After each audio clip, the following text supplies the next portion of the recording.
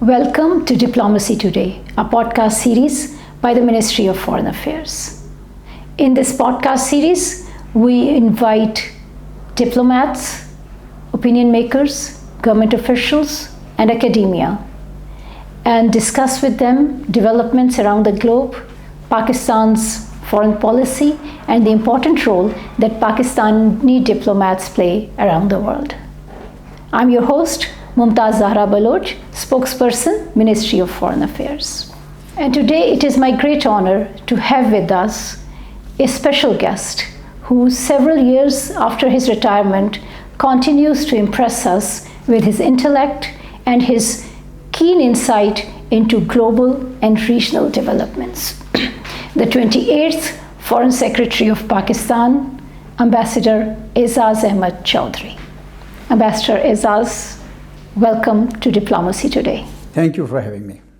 Ambassador Chaudhry, you were Pakistan's 28th Foreign Secretary. You were, before becoming the Foreign Secretary, the Ambassador of Pakistan to the Netherlands. You also served as Pakistan's Ambassador to Washington, D.C. And you were also the spokesperson of the Ministry of Foreign Affairs. You have great contributions to this service, to Pakistan's diplomacy, and we thank you for joining us. You're welcome. Since your retirement, you have been involved in think tanks, and you were Director General of the Institute of Strategic Studies for some years. Thereafter, you have opened your own think tank, the Snowber Institute. So I would like to discuss with you some of the work that Snowber Institute has been undertaking. And this includes a policy brief that I understand was developed after a conclave that was held earlier this year. Can you share with us what were the policy recommendations that came out of that conclave, and how do you think Pakistan should move or orient its foreign policy? Yeah, we'll be happy to.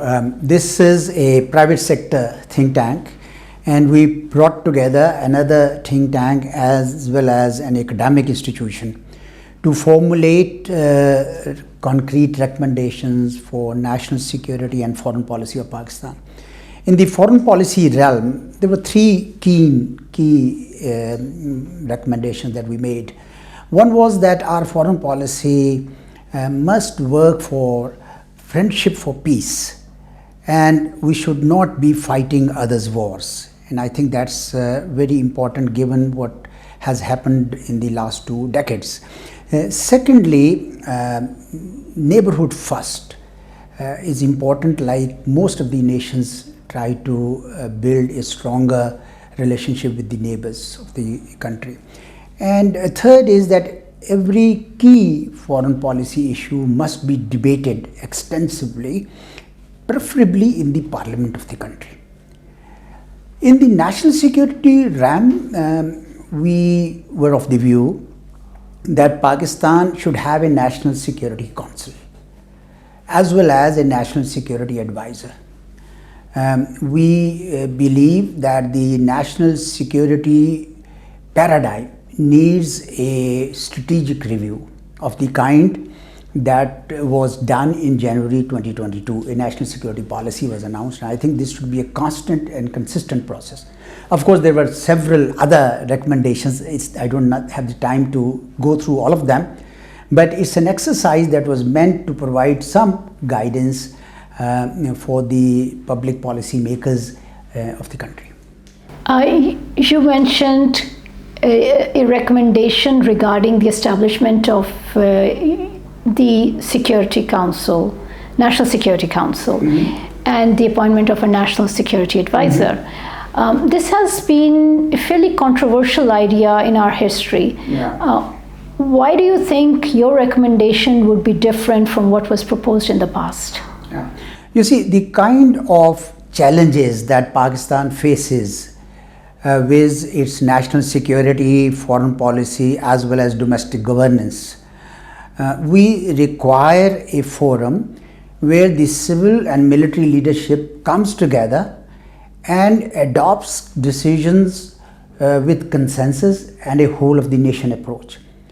That, in my view, is best done in a body which is National Security Council, and it's not unique to Pakistan. I mean, all major countries, including United States, India, and others which have the kind of security policies, security challenges that we face, they do have a National Security Council. So I have been a proponent of this idea. I believe it strengthens the hands of the elected government. It does not take anything away from that, because it is chaired by the elected Prime Minister, and it would serve the longer term interests of Pakistan. And what would be the role of Parliament in this configuration?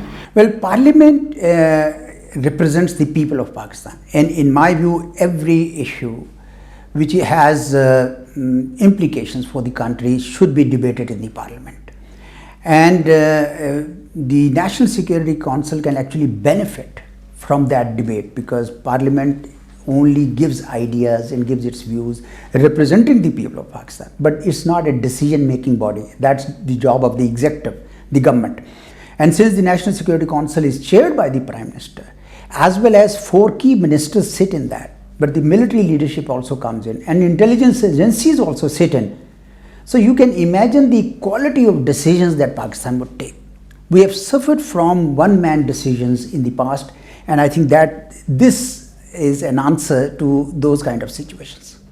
Moving on to global developments, you have a keen insight into the developments that are taking place around us and the implications for Pakistan. So can you share with us what are the major challenges that Pakistan is facing on the global stage, and how are the international developments going to influence Pakistan's foreign policy? Well, we all know that the world today is in a state of disarray, and we are moving from a largely unipolar world to a multipolar world. We have also seen unilateralism rising at the expense of multilateralism. We have seen global norms being eroded. And at a time like that, the most defining feature of today's world is the major power competition that the US has with China as well as with Russia. Now, there are several theaters of contestation which have an impact on Pakistan's foreign policy, the foremost being the US-China competition. So Pakistan has a choice to engage with both countries in a manner that its national interests are best served. Easier said than done, but that's the challenge our policymakers have. Secondly, the war in Europe has also raised prices of commodities, energy prices, and that has also severe implications for the rest of the world as well as for Pakistan. And now the situation in the Middle East too. There are 2 aspects of that. The Middle East is, there's a war between Israel and Hamas in Gaza, but there is also phenomenal transformations happening in the Gulf region, particularly in Saudi Arabia. So enormous opportunities are now being opened because countries like Saudi Arabia are diversifying their options and showing a very subtle shift of their investments towards Asia. So the world throws up challenges around us, but there are also opportunities. It depends on us how we avail of them. You mentioned the US-China rivalry. And if we zoom in on the Asia-Pacific region, we see around us emergence of new blocs and groupings. And in these groupings like Quad and Indo-Pacific strategies, a special role is being assigned to India. How do you think these developments would impact Pakistan's security, and what should be our response? When US decided to shift its pivot towards Asia, it picked India as a preferred partner and started bolstering India's military and economic prowess.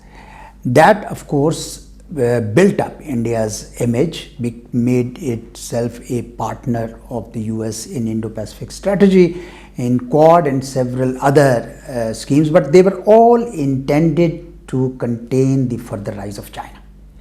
Now, there are two kinds of implications for Pakistan. One, that India's attitude to become a kind of net security provider, a hegemon, a kind of policeman, so to speak, of the region is not acceptable to Pakistan. In fact, it's not acceptable to other countries of the region. And the second is that Pakistan cannot be part of any effort to contain China, because Pakistan has a deep and abiding relationship with China.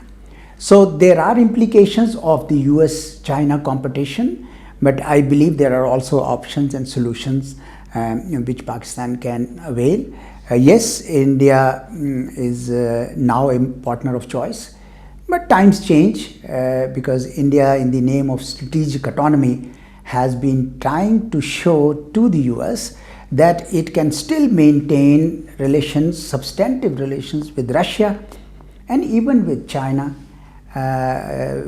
which shows that for the US it's not a set get game in the Indo-Pacific region.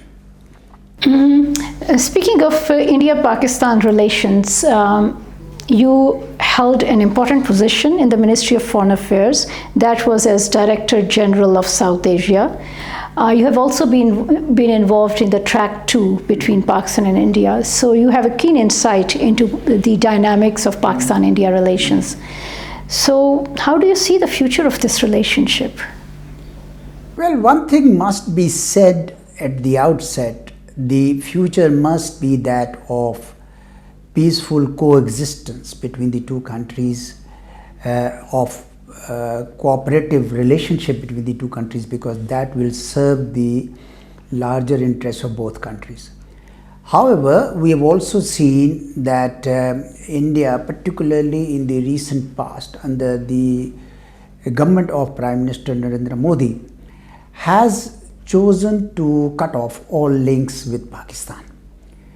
In an attempt to isolate Pakistan, India in fact is itself becoming isolated in the region, and hope that it would realize soon that its own regional and global profile will be better served if it normalizes relations with all its neighbors, including Pakistan.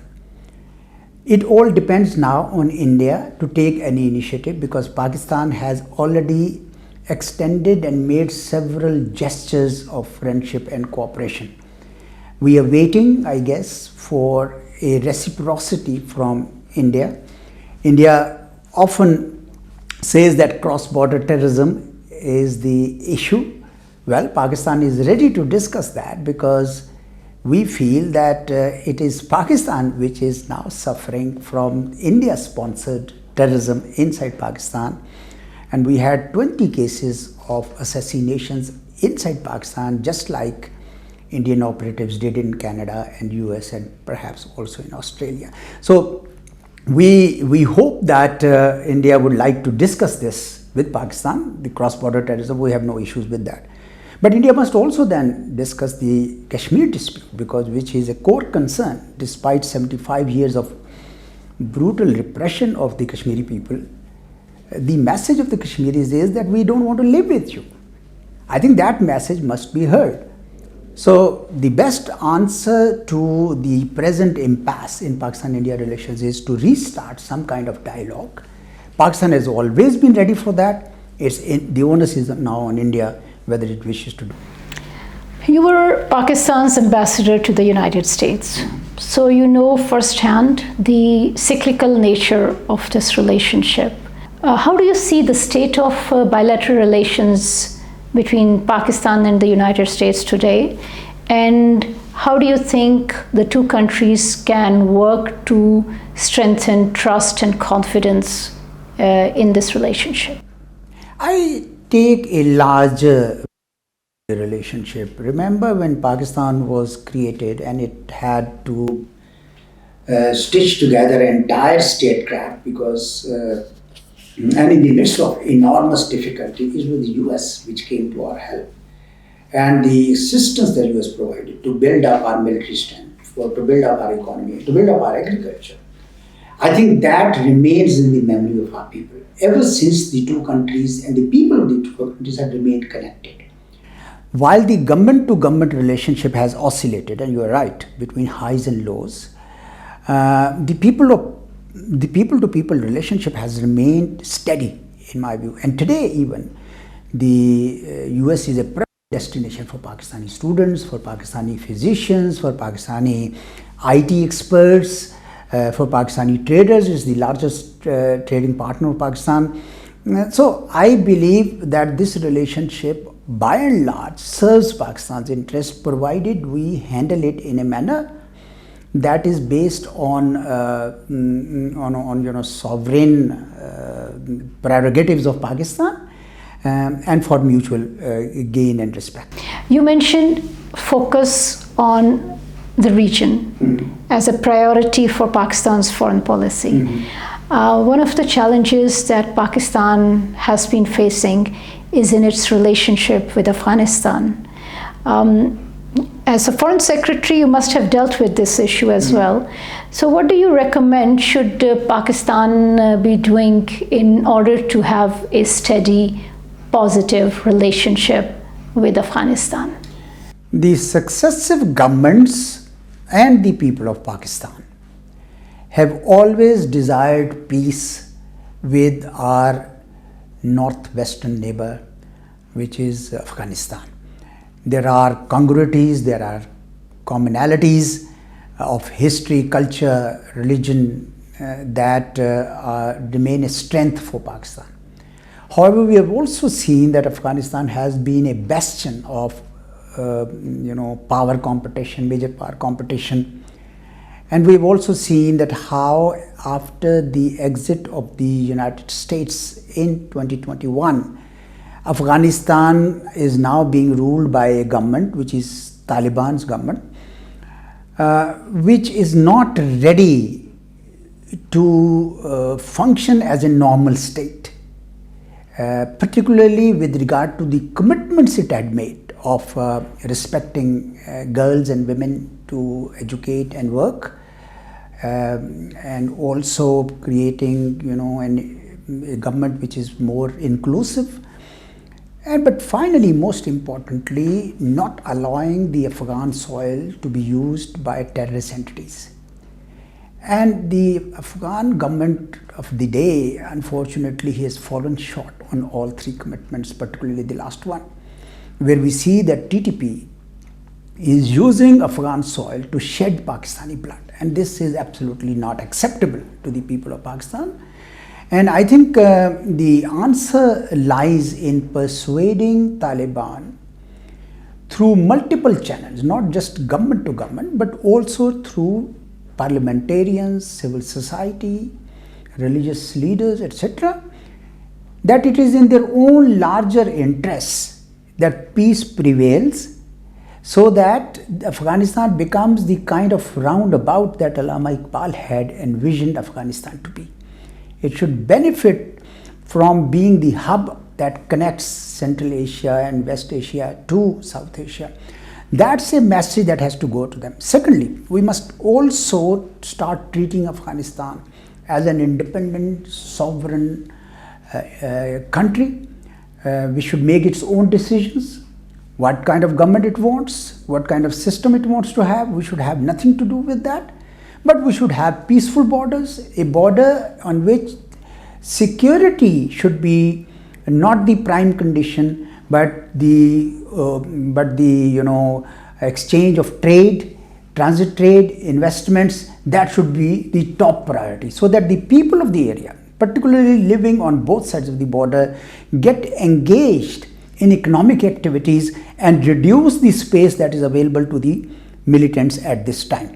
So I think if we can somehow make economic interests as the primary focus of Pakistan-Afghanistan relations, I hope that security concerns will automatically be addressed. Another question that I would like to ask you is the role of academia and think tanks in foreign policy making. You have mentioned the role of the Parliament and the National Security Council.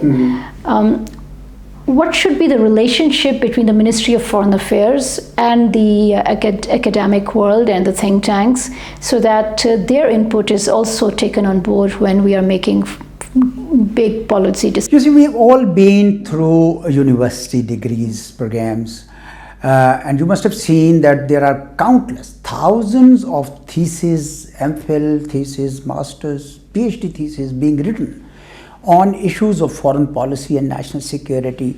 And this is enormous resource that our policy makers must benefit.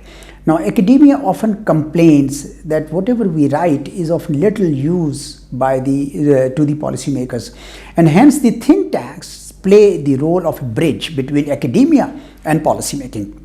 So that's why it's important for the Foreign Ministry to take out time from its very busy schedule to hold brainstorming sessions with former practitioners, with academia, as well as civil society, to get a feel how the nation appraises the foreign policy choices that we have made, because that must provide a very useful input to the overall policy making and the leadership of Pakistan. Now, speaking about our diplomats and the role of diplomacy, we spoke about the challenges that we face around the world. Do you think our diplomatic service is geared towards these new demands that we see around the world? We also know that you have been a big proponent of civil service reforms. So do you think there is need for reform of the Foreign Service of Pakistan to align itself with the requirements of today? Absolutely. I have written about civil service reforms because I believe that since 1973, when the large civil service reforms were created, the world has moved on, and I think we need to reform. And we know that several committees, including most recently Sheikh Ishrat Hussain Committee, had recommended that there should be 4 categories, and the tax categories and police and administration are separate, but foreign service itself should be a separate category with its own examination, with its own cadre, because foreign service is a very specialized job, diplomacy is a very specialized job, and we should have a greater space to serve the people of Pakistan. Our diplomats have been outstanding. Even the adversaries of Pakistan have recognized the talent and the articulation of our diplomats, and I think we should trust them to defend our interests, but we should also enable them by granting that space so that the best and the most suitable officers are selected for running our diplomacy. Thank you, Ambassador Aizaz Chaudhry, the 28th Foreign Secretary of Pakistan, for coming to our podcast, The Diplomacy Today. This concludes our interview with you, and we thank you for your service and for coming and speaking to us. Thank you, and God bless Pakistan. God bless you all. Thank you. This concludes our program for today. A conversation with Ambassador Aizaz Chaudhry, who spoke to us about Pakistan's foreign policy, its challenges, the opportunities, the important role that Pakistani diplomats play around the world, and his own thinking with respect to Pakistan's foreign policy.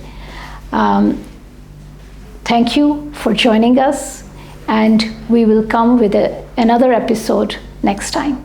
Thank you very much.